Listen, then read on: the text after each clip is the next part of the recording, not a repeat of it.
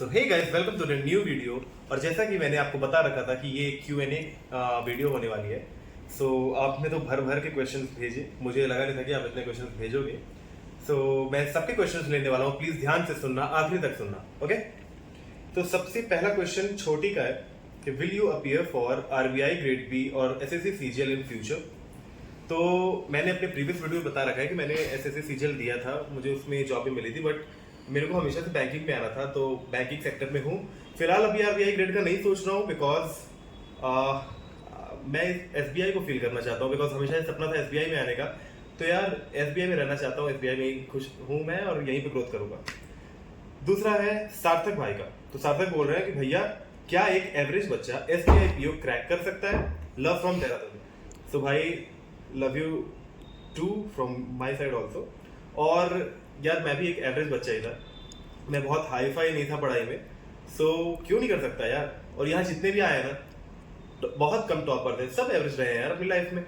तो डिपेंड ये करता है कि आपका जो मोटिवेशन है वो हाई स्टैंडर्ड का है कि नहीं, कहीं वो तो एवरेज नहीं है। तो अपने मोटिवेशन को हाई स्टैंडर्ड बनाओ, बाकी पढ़ाई हो जाएगी। फिर है धीरेन्द्र साहू भाई का। I also live in Pune, time मिले तो मिल लेना sir, last time you didn't reply my comment. तो लो भाई, कमेंट का रिप्लाई नहीं करा, लेकिन आपको वीडियो में बोल रहा हूँ कि ठीक है, अगर समय मिला तो मिलेंगे भाई, जरूर मिलेंगे। फिर है smart study. Sir graduation private करें या रेगुलर कॉलेज से करें, और क्या इसका इंटरव्यू पे कोई फर्क पड़ता है? Please reply. And which is BCom good for this? तो ब्रो आप स्कूलिंग ग्रेजुएशन किसी भी चीज से करो, ये फर्क नहीं पड़ता। मतलब ये चीज आप कभी नहीं रोकेगी कि आपने अच्छा BA किया है तो आप SBI में नहीं आ सकते, अच्छा BCom किया है तो आप SBI में नहीं आ सकते। द मेन थिंग कि आपने जो भी किया है आपको उसकी अच्छी अंडरस्टैंडिंग और अच्छा नॉलेज होना चाहिए SBI की इंटरव्यू को क्रैक करने के लिए। और ग्रेजुएशन में बहुत लोगों का सवाल था कि हम क्या ये पढ़ सकते हैं, क्या हम BCA कर सकते हैं, क्या MBA से आ सकते हैं। तो भाई आप किसी भी सब्जेक्ट से कभी भी आ सकते हो, बस एक मोटिवेशन होना चाहिए यहाँ आने के लिए। इंग्लिश को कैसे इंप्रूव करें सर? क्योंकि मैं हिंदी मीडियम से पढ़ा हूँ, इंटरव्यू में इंग्लिश बोलना कंपलसरी नहीं है क्या? चलो तो एक एग्जांपल देता हूँ आपको। हमारे यहाँ पे एक सर, ठीक है, जो कि जौनपुर से ही है, हमारे मेंटोर है भाई। उनकी पूरी स्कूलिंग और ग्रेजुएशन हिंदी मीडियम से हुई है, but the time when he teachers लगता ही नहीं है कि कोई एक हिंदी मीडियम का आदमी बोल रहा है। भाई वो फ्लुएंट इंग्लिश बोलते हैं, और इंटरव्यू का कोई भी मीडियम नहीं होता है, आप जिसमें चाहो उसमें इंटरव्यू दे सकते हो, ओके। फैशन वर्ल्ड का सवाल था कि how many hours should study for clearing the bank PO। फिर मॉक टेस्ट के लिए कुछ बताओ, कार्तिक पूछ रहे हैं, राहुल शुक्ला पूछ रहे हैं। चलो राहुल शुक्ला का क्वेश्चन बाद में लेता हूँ, सबसे पहले ये बताता हूँ कि हाउ मेनी आवर्स। तो भाई आवर्स का जो डिपेंडेंसी है वो इस बात पे डिपेंड करता है कि कितने घंटे में, कितने मिनट में आप अपने जो एक दिन का आपका टारगेट है, जो आज आपने टारगेट सोचा है कि आज मैं ये करूंगा, उस चीज को आप कंप्लीट कर लेते हो।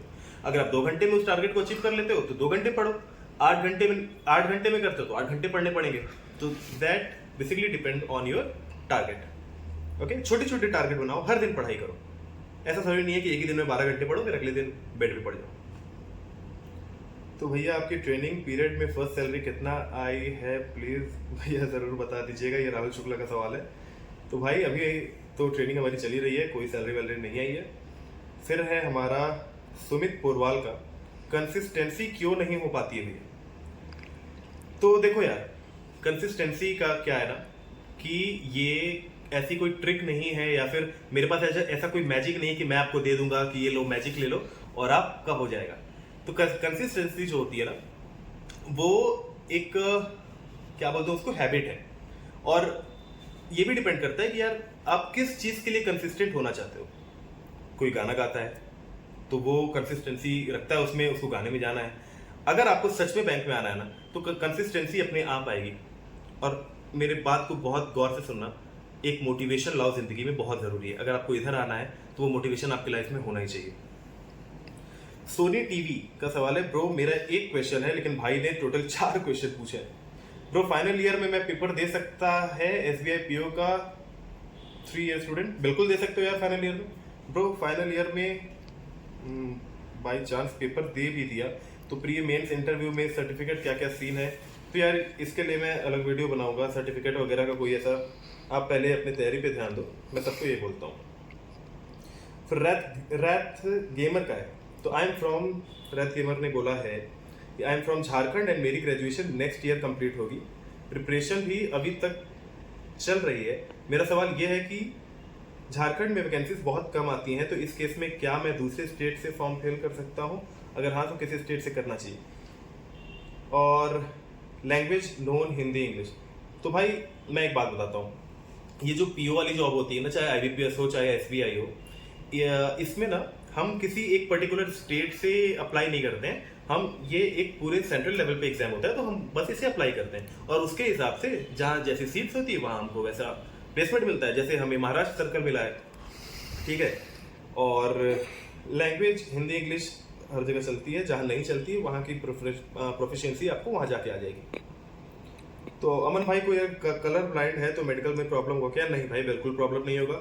ये था नवीन कुमार का क्वेश्चन। मोहित चौहान पूछ रहे हैं, सर मेन इशू है कि how I improve my quant and English and one more question, इस पोस्टिंग किस बेस पर होती है? तो यार पोस्टिंग होती है नंबर ऑफ सीट्स के बेस पर और आपके रैंकिंग के बेस पर। और क्वांट और इंग्लिश को कैसे इंप्रूव करें? तो भाई देखो, क्वांट अगर तुम डायरेक्ट मॉक टेस्ट लगा रहे हो ना, वहां पे 10-12 डिफरेंट सब्जेक्ट्स, डिफरेंट चैप्टर के एक क्वेश्चन आते हैं, ठीक है। जिस दिन आप उस पर्टिकुलर एक चैप्टर का 100 क्वेश्चन लगाने लगोगे ना, तो वो आपके हैबिट में आ जाएगा और आपको देखते ही क्लिक होगा। तब आप फिर मुझसे नहीं बोलोगे कि सर क्वांट नहीं हो रही है, क्वांट धीरे है। तो आप पर्टिकुलर सब्जेक्ट के पर्टिकुलर टॉपिक्स पे ध्यान दो, ऐसे एक साथ मत पढ़ाई करो सबका।